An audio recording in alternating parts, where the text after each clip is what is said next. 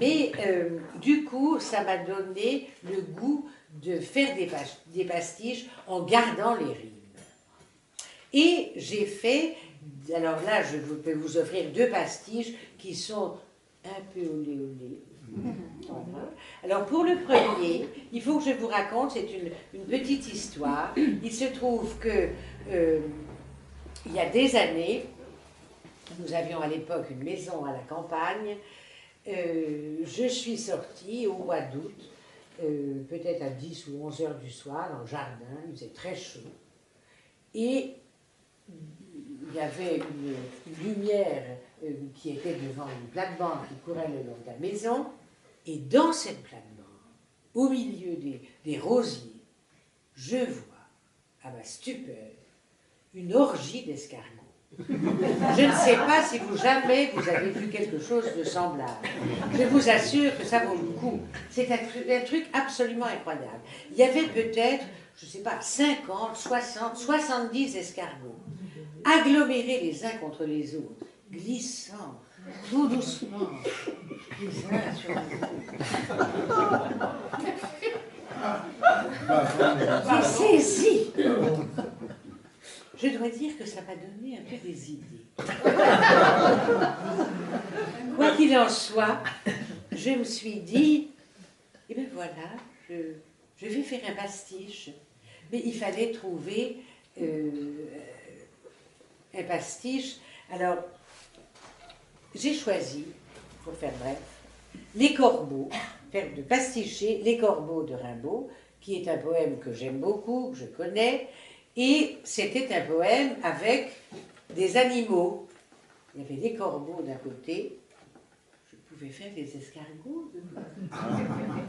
Voilà. Alors j'ai fait. Donc évidemment, Les Corbeaux, c'est autour de la guerre de 70. C'est magnifique, c'est un très beau texte que je vais vous dire. Seigneur, quand froide est la prairie, quand dans les hameaux abattus, les longs angélus se sont tus sur la nature des fleuries. Faites s'abattre des grands cieux les chers corbeaux délicieux. Armée étrange, aux cris sévères, les vents froids attaquent vos nids. Vous, le long des fleuves jaunis, sur les chemins ou vieux calvaires, sur les fossés et sur les trous, dispersez-vous, ralliez-vous. Par milliers sur les champs de France où dorment les morts d'avant-hier, tournoyez, n'est-ce pas, l'hiver, pour que chaque passant repense. Sois donc le crieur du devoir, ô notre funèbre oiseau noir. Mais saint du ciel, en haut du chêne, m'a perdu dans le soir charmé. Laissez la fauvette de mai. Pour ceux qu'au fond du bois enchaînent sur l'herbe d'où l'on ne peut fuir, la défaite sans avenir. Rimbaud. Alors évidemment, c'est un peu différent.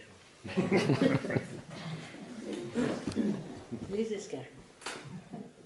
Seigneur, quand humide est la nuit, quand dans les jardins descendus, les corps moites et dévêtus par l'été semblent appesantis, faites s'ébattre sous nos yeux les escargots voluptueux. Mais les luisantes et familières, les subtiles lenteurs, sans bruit, vous insinuez dans nos esprits, par votre glissant magistère, lascif et salivant, le goût qu'il faudra bien que l'on s'avoue. Par douzaines, avec élégance, paresse et majesté altière, de vos étreintes singulières, éveillez en nous l'appétence, du désir, soyez le miroir, ô nos baveux amis d'un soir.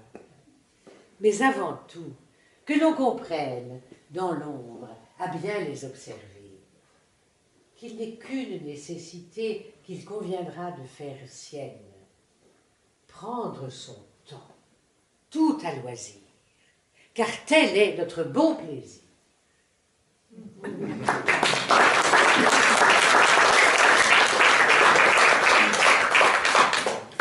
c'était d'Arthur Rimbaud, c'est de Ruth Mirbaudard.